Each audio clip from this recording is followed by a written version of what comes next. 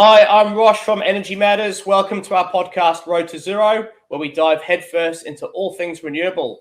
Join us as we chat with industry experts, tech specialists, and some of your favorite TV and radio personalities, asking the renewable energy questions that you want answers to.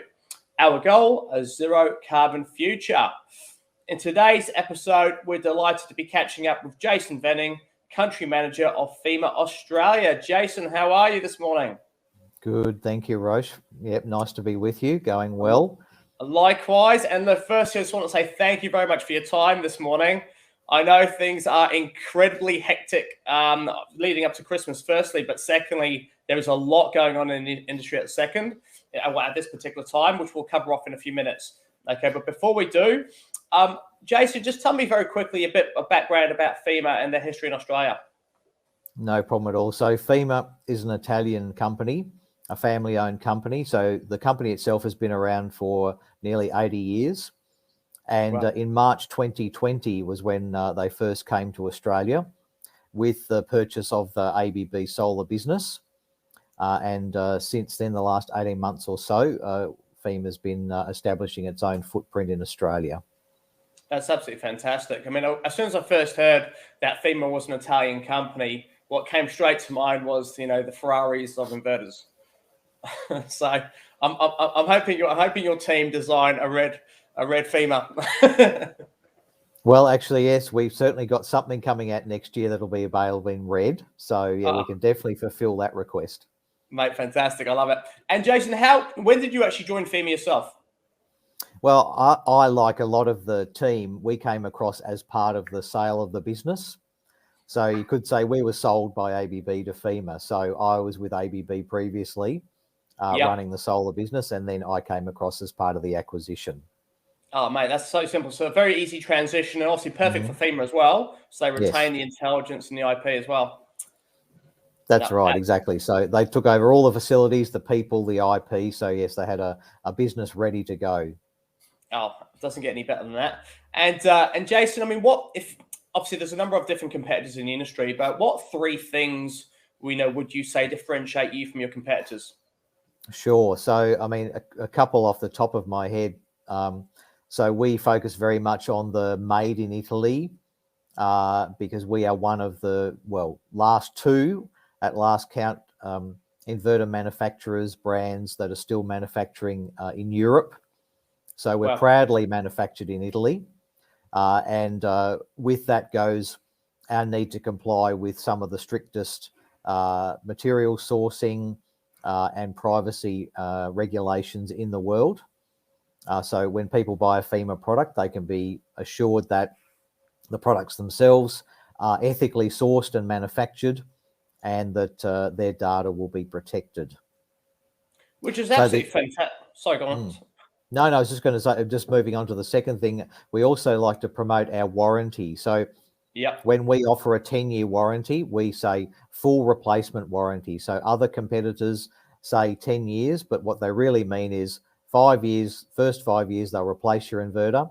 Second 5 years, they'll only pay for the parts to repair your inverter.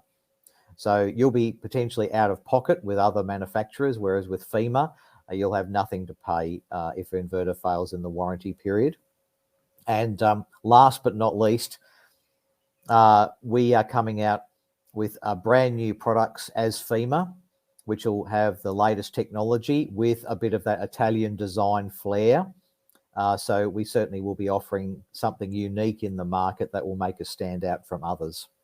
See, when I was being a bit cheeky earlier and asking you to develop a Formula One style inverter, I was actually joking. So I'm actually thrilled that I've preempted your marketing strategy. That's right, exactly. It's all about style and flair and having some cool products, because people, particularly residential, they get very proud of the inverter and battery that's in their garage or on their wall, and it's a talking point, and they like to show it off to friends and family. So we're on board with that. Absolutely. I mean, I still remember years and years and years ago when I first got into the industry. I got involved in solar back in 2009, and I just remember going to a customer's house to do an in-home presentation selling solar power, and they said, look, come around to my neighbour's house. They've got solar power equipment there, and we're having a barbecue. And just standing out in the garden everyone was just admiring the inverter and pressing the buttons and having a look at what the production was. And they were. It was just like, and even to today, like, 11 years later, 12 years later, now you got batteries as well. So, and especially with your particular product, which we'll look at in a second, I mean, having that combination of the inverter, the hybrid inverter, as well as being able to add batteries and now EV chargers. I mean, your current product is incredible. I can't wait to see what's coming up next. Yeah, it'll be fantastic. Oh, mate, it will be. And look, just one thing I want to cover off with the three things that you highlighted. I know one thing that's really important to our customer base, our consumers, when they come to Energy Matters and say, look, we want to go solar, but we really want to work with, credible organizations and manufacturers who can manage, who can look after us if there is a problem. And the fact that you actually not only manufacture in Italy, but you also have an Australian presence. I mean, that's very, very powerful. I mean, whereabouts are you located Australia-wide? Is it Melbourne specifically that your head office? So we certainly service all of Australia. Our head office, let's say, is in Melbourne. In Sydney, we have our warehouse, repair centre and warranty and tech support team. And I also have people working remotely in Brisbane. So we're spread around the East Coast. We service the whole country. But yes, as you alluded to earlier, we have very good local support for customers. Which is absolutely brilliant. Jason, one thing I did, and look, we highlighted it earlier, and it's really pivotal in the industry right now because it is causing a lot of stress, especially given everything we've gone through with COVID. We've been hit with all this, this compliance issue. Now, if you can touch on that quickly, I mean, I believe it's all around DC inverter compliance. What's happening with that? So, I mean, all manufacturers are in the same boat. So we're all working diligently towards achieving accreditation to the new AS4777.2 2020 standard, and that was fine. But then in November, the Queensland Electricity Safety Regulator threw a massive spanner in the works by suddenly saying, oh, by the way, in order to be compliant, you also need to make sure that inverters with internal DC isolators are tested to the Australian version of the 60947-3 standard. And so the kicker there was that there's actually no labs anywhere in the world currently certified to test to that particular standard. So it was quite a ridiculous scenario. So it's just thrown the whole industry into a massive panic, and you probably would have seen a lot of press releases, stuff from the Smart Energy Council and Clean Energy Council. We've been writing to energy ministers. We've been trying to get some sanity in this process. So it really just derailed everything, and at the worst possible time of the year. So it was just quite crazy and unnecessary thing to do at the last minute, and could have been handled so much better. Oh my God! I mean, absolutely, and I've just seen the impact on multiple levels. I mean, from a manufacturer's perspective, like yourself, I mean, just having finally managed to get everything in place, ready for the change certification in mid-December, I think it is December 18th, to now having this thrown out of nowhere, and then from a retailer's point of view, with all the major majority of retailers have been in lockdown of some sorts and restricted by what they can actually do for the best part of this year, to finally have a couple of months where they can catch up and get consumers installed with solar power, to now be asking, having to ask the question, am I actually, legally allowed to install this inverter? And what's the impact of doing so? And can I get hold of it? It's been an absolute, look, it has been a joke, to be fair. And it's been incredible to see how the industry has rallied together, especially over the past few days. You guys have been pioneers of that. I've certainly seen the communication coming from yourself and your team to rally the troops and get behind it. And the industry has obviously, done the same thing, which has been good. Absolutely. So, I mean, the good news is so far Victoria's come to the party with the ESV saying they'll have a 6-month grace period to the end of June 2022. Fantastic. To give time for a lab to be certified somewhere to do this test, and then for obviously inverter manufacturers to do the test. So we're hoping that with a bit more industry pressure and peer pressure, that the other states will quickly fall in line, and we can all have a Merry Christmas. Absolutely. Well, we are certainly looking forward to that, and I think we all deserve that as well. So that's definitely, well, fingers crossed. Now, I want to quickly take you to your recent foray on television, Jason, where you You're alongside Energy Matters as one of our awesome partners. Appeared on an episode of Renovate or Rebuild, a hit TV show on Channel 9 Live for anyone who hasn't seen it yet. I'm going to quickly play the clip, then I'm going to ask you some questions. Fantastic.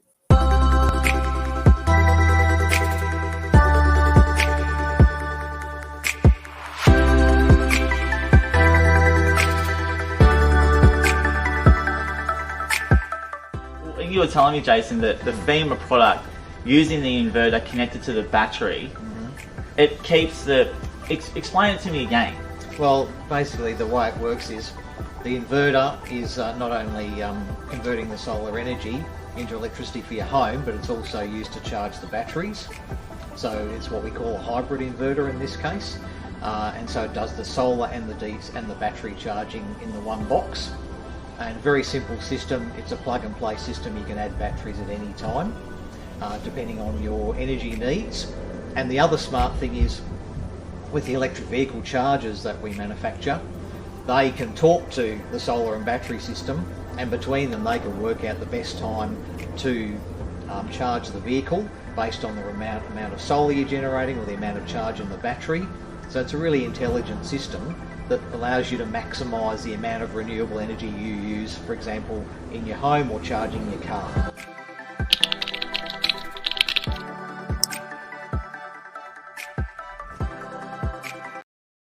Did you enjoy your little foray on television? It was fantastic.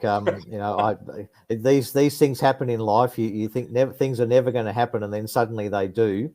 Yeah. So here I am talking to X block contestants in the backyard of my house about my solar and battery system. So yeah, it was good fun. And yes, the running joke in the company at the moment is I'm the official influencer for Fimer Australia. So I'm just out there to maximise the profile of the business, and I'm happy to do that.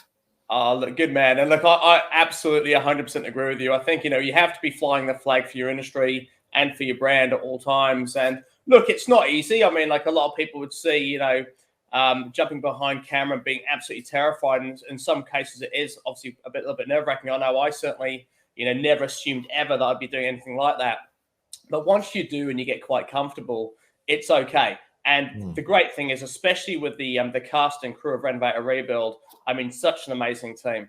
It was very professional and a really good experience. It was great meeting other people like James Treble and other people behind the scenes that you've only ever seen on TV. So I really enjoyed the experience. Oh, fantastic. What's your biggest takeaway from the show? If you were just to pick one thing, what would you say is your biggest takeaway from it? Well, I think the need to really think about sustainability when you're building or renovating a home, because obviously people think about the dollars and the cents and the time it's going to take and that sort of thing. But more and more, we should think of sustainability as one of the things that we have on our checklist. Yes. So for me, I mean, I've thought about it on and off in the past, but I mean, that series has really highlighted, all the great things you can do to really create a sustainable home. Even if it's an original home and you're doing a renovation, you can do a lot of good things. So that was my major takeaway. No, absolutely. I mean, it was an absolute eye-opener. And to be fair, I mean, I haven't yet got to the stage where we've renovated or built a house of our own. We're doing that next year, hopefully all going well. And really, I look at Renovate or Rebuild almost like a checklist. It's almost like a manual of things to do and things to look for when you are going through that process. Because I had absolutely no idea the level of technology that we had available to us outside of renewable energy to improve the energy rating. And from the windows and the cladding and the insulation, I mean, it's phenomenal. Yep, that's right. And I mean, I'd love to be able to, do that visualization of the next building project the way they did on the show. That was pretty cool. Oh, it's absolutely incredible. Wearing those goggles and just walking through your build in life size. I mean, that's pretty awesome. Jason, one quick thing I want to ask you as well, just regarding technology. I mean, there has been some, from a consumer's perspective, they've noticed a price increase on technology. And obviously the industry was tracking quite well. Things were, getting more and more affordable, and it still is very affordable. But at the same token, more recently in the last 2 or 3 months, it's kind of the curve's gone up a little bit. Now, there's a couple of major reasons I'm aware of. Inside of logistics and transportation. getting a container these days is hard, but also just the cost with COVID and COVID protocol has made things a bit harder, but also a sort of lack of parts in certain countries and where the manufacturing takes place. I mean, have you guys been impacted by anything like that? Yes, unfortunately we have. I mean, one of the main issues is competition for raw materials, because there's a lot of companies out there who want these semiconductors and who want all these raw materials, and at least temporarily they've been in short demand, or sorry, short supply, high demand. And so the deeper the pockets you've got, the further you can move yourself up in the queue. So unfortunately, sometimes we found ourselves, falling down the queue, and we've had to wait longer for our components, and therefore that's held up our production and made it a bit more challenging to get the stock that we would like to have, particularly here in Australia, since we're so far away from Europe. And then you add on the transport and logistics problems, and they've added cost and time. And we can't even rely on ships turning up. I mean, they can be delayed by weeks once they've leapt to the factory, and you never really get an explanation why. So we can only hope that it stabilises in 2022 and starts getting better. So raw material prices hopefully should start to come down. Good. There's more chip manufacturers coming online in the US, an example. So hopefully there should be more supply of these components. And we get back to a bit more of a normal process. No, absolutely. Well, looks 2022 hopefully looks like it's going to be a massive year, a bumpy year for the industry. And the great thing is awareness has never been greater. There's a lot of exciting things happening, especially at a corporate level. I mean, state government and corporate, I've always been very impressed with. I mean, it's just, it's federal obviously gets a little bit frustrating at times, but there's a lot of, there's a lot of good stuff happening around the country, especially being driven by manufacturers like yourself, which is awesome. Jason, as you know, like Energy Matters, I mean, we're pioneers, or we're not, well, say pioneers loosely, but we're advocates for a zero carbon future. I mean, we do what we can. And hence this podcast really is about, understanding, how we can together can achieve a zero carbon future. I mean, what would you say on a personal level are small changes people can make to move us towards zero carbon? Well, I mean, I think, forgetting about, putting on solar and batteries and all that kind of stuff. I mean, not everyone can afford that, which is fair enough. So I think people can just think more about when they're using energy and how much energy they're using. Do they really need to run that air conditioner all night? Do they really need to have the temperature at 20 degrees as opposed to 22, 23 degrees? When they're driving around in their car, I mean, do they really need to make that trip in the car? Can they take public transport? Can they use some other way to get around that is using less energy? I think with this new hybrid working model that we're seeing as a result of COVID, that can also help. I mean, do you really need to do the daily commute into the office every day? Can you, save time and energy by not driving your car in to the office every day?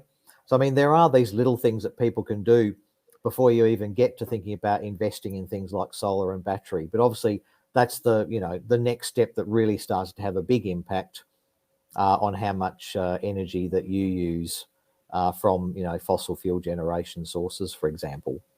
Yeah, no, absolutely, mate. That's fantastic, and it's amazing. I mean, like us even having chats. I was in Sydney filming for Open Homes Australia yesterday, and even there, I was just chatting to somebody at the airport, and they're like, "Oh, look, there's, I can't fit solar power at my home. I mean, there's not much I can do." I was like, "You'd be surprised. Just a couple of little changes, just a few little things. If everybody was to implement across the entire planet, we would make a significant difference, like significant. And that's all it's going to take, really. It's everybody just taking on board one or two things, doing the best they can do, and then just adding to that and adding to it. And before you know it, we're out of the woods." Yeah, that's right. From a sustainability perspective, Jason, what else are FEMA doing? I mean, obviously, yes, you manufacture amazing technology, and we've obviously played that video. There's some great stuff coming next year. But what are the sustainability strategies that FEMA got in place?